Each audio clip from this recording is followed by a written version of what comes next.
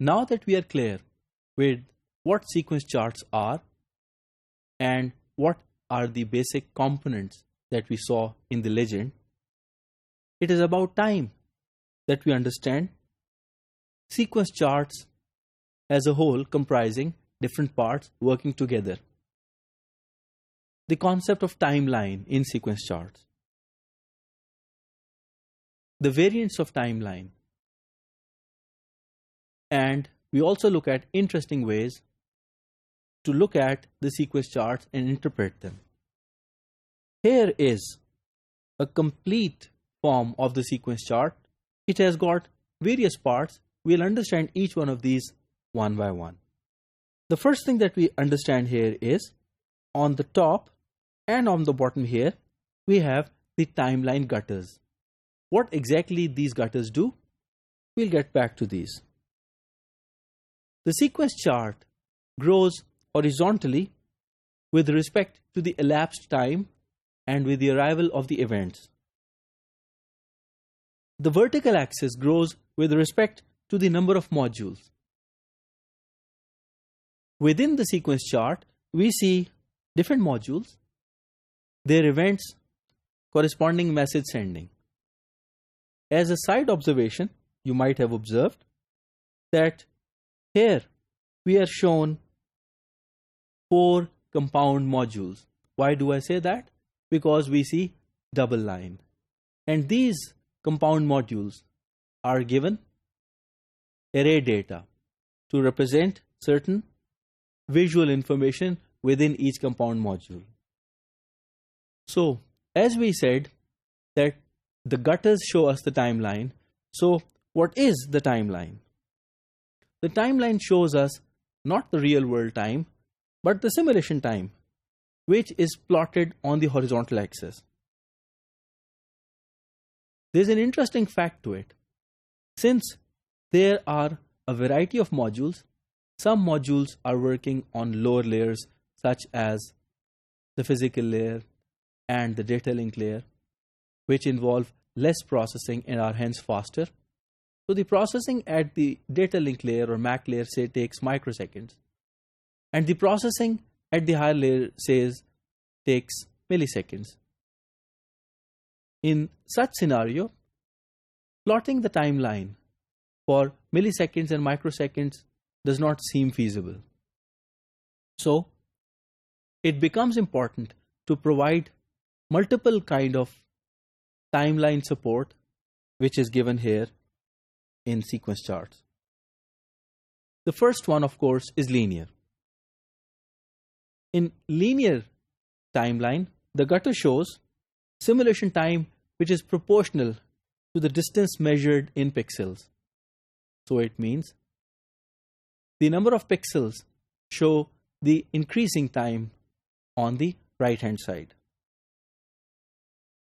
The next type of timeline representation is the event number. The event number is proportional to the distance measured in pixels. So it means that as the events arrive, the timeline moves forward. Of course, we look at another form, which is the step.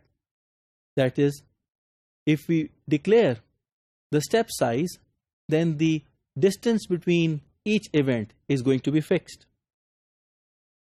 And lastly, non-linear.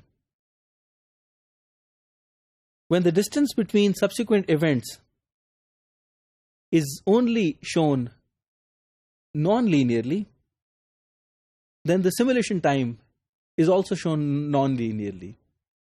It is either based on the built-in functionality of sequence charts, or the user can declare the non-linear relationship on the timeline in the gutter.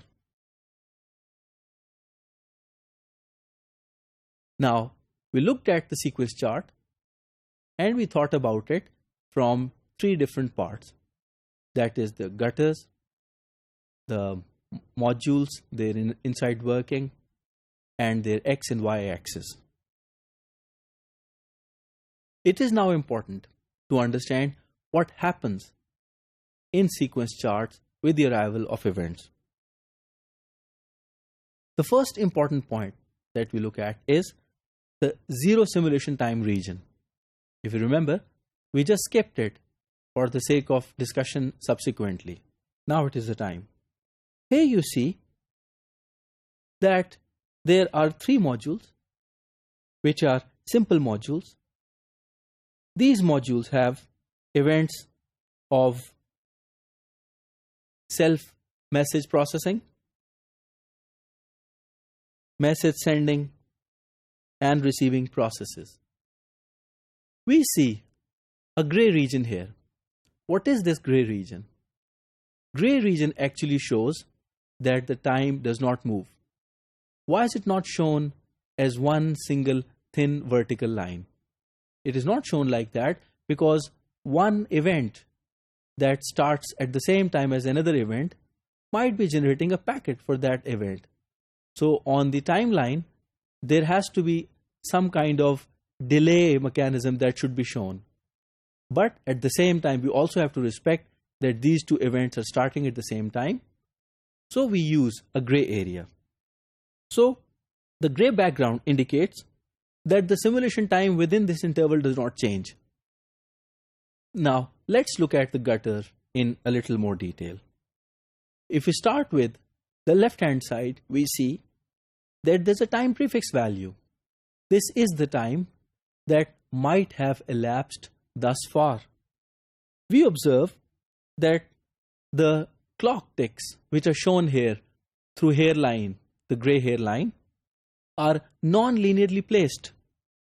As an example, if you look at the vertical hairline at 2 seconds and 60 milliseconds, the true simulation time is 2180 seconds plus 2 seconds and 60 milliseconds. On the rightmost side, we see that it shows the current visible time in the total visible window. It is shown to be 631 milliseconds. So it means that backtracking, here the window encompasses 1 second and 769 milliseconds to 2 seconds and 400 milliseconds window. Another important concept to interpret the sequence charts is the event processing. As we already had seen, the white circle shows the initialization message processing. The green circle shows the self-message processing. And the red one shows the receiving message processing. The exchange of messages is shown here with the help of this diagram. Here we see that the upper simple module sends an acknowledgement to the lower simple module. A discontinuous arrow shows that these 2 modules are placed far apart in the network. If you want to show the intra or the behavior of a module within the time axis, we can represent it with the help of a colored axis. The color of axis actually changes according to the state and the event which takes place at that particular time. And the event output vector can also be attached to the axis to show some kind of enumerated or annotated values. For example, if we want to show idle and transmit, instead of 0 and 1, we'll have to add the vector data to it.